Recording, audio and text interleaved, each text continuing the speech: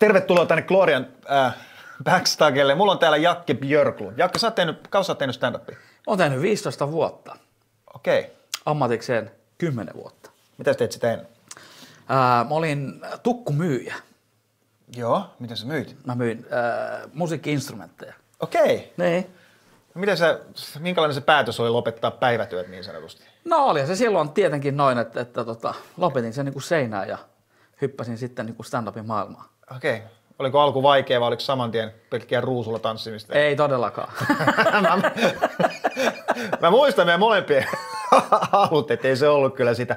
Okei, mutta sä oot niin pitkällinen stand-up-koomikko. Mä tarkoitan, että sä oot ammatiksi tehnyt noin kauan ja sä todellakin teet tosi paljon keikkaa, firmakeikkaa. Onko sulla tänäänkin vain 9 keikkaa? Tänään nyt meillä on show täällä kello 22. Joo. Nyt kello on, paljon se on nyt? Se on kohta 12. Okei. Mun pitää olla yhdeltä messukeskuksella ja tänään mulla siellä on 5 vetoa ja sit mä tuun tänne näin. Ja sitten huomenna aamulla taas takas sinne. Sitten on niinku 6 vetoa siellä. Plus, että illalla sitten on Nokia ja Huittinen. Sitten takas Huittisesta lauantaina illalla, sunnuntaina takas messukeskukselle ja taas heitetään 6 keikkaa. Mut sitten onkin maanantai. Oh fuck. Okei, minkälaista, kuten sanoin, että sä teet ihan hemmetissä töitä ja niin sanottu, jos puhutaan niin maailmalla working comics, niin sä oot todellakin working comic.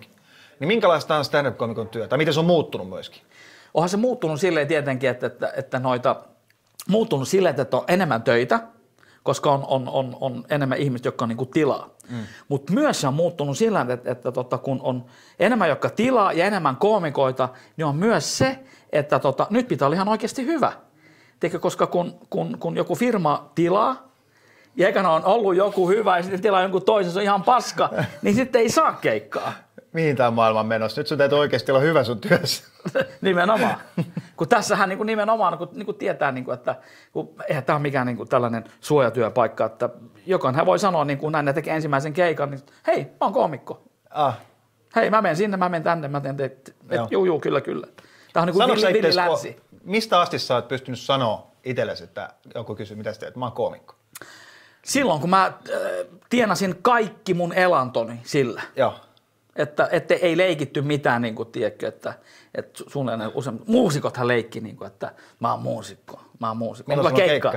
No, ehkä ensi vuonna 1, mutta mä oon muusikko. Sä oot muusikko. Niin, kato, ei ole muusikko, ei ole rumpali, vaikka omistaa rumpusetin.